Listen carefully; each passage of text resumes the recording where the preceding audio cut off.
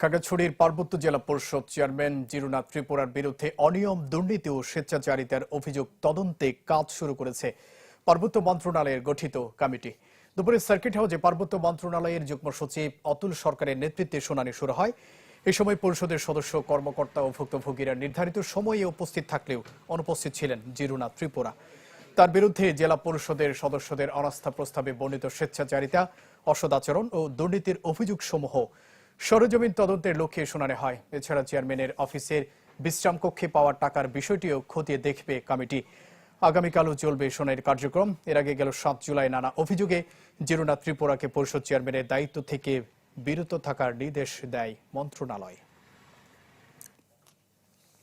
দর্শক, এ বিষয়ে আরো জানাতে খাগড়াছড়ি থেকে যুক্ত হচ্ছেন সহকর্মী নুরুসফা মানিক। খবর পাওয়া পর্যন্ত যে 5টার কিছু সময় পরও কিন্তু এই যে তদন্ত কমিটি যেটি রয়েছে সেই তদন্ত কমিটির কাছে কিন্তু কার্যক্রম সেটি চলমান রয়েছে বলে আমরা খবর পেয়েছি। এবং পার্বত্য জেলা পরিষদের চেয়ারম্যানের বিরুদ্ধে যে 14 সদস্য রয়েছে পরিষদের, তারা সবাই কিন্তু অনাস্থা দিয়েছিল এবং আজকের যে শুনানি গ্রহণ, অর্থাৎ তাদের অভিযোগের প্রেক্ষিতে তাদের থেকে যে শুনানি গ্রহণ, সেই শুনানি গ্রহণ অনুষ্ঠানে কিংবা সেই শুনানিতে কিন্তু 14 জন সদস্য অংশ নিয়েছেন এবং 5টা পর্যন্ত 7 জন সদস্য তারা উপস্থিত হয়ে দুঃখিত 9 জন সদস্য কিন্তু তারা তাদের যে শুনানি কিংবা তারা যে অভিযোগ, সেই অভিযোগের বিষয়ে তারা কিন্তু কমিটির যে প্রধান রয়েছেন এবং অন্যান্য বাকি যে 2 সদস্য রয়েছেন তাদের কাছে বিস্তারিত ব্যাখ্যা করেছেন এবং বলেছেন। এবং এর পাশাপাশি অন্যান্য যেসব কর্মকর্তার সাথে অসৎ আচরণ করেছেন কিংবা অসচেতনমূলক আচরণের বিষয়ে অভিযোগে উল্লেখ রয়েছে, সেসব কর্মকর্তা কিন্তু উপস্থিত রয়েছেন।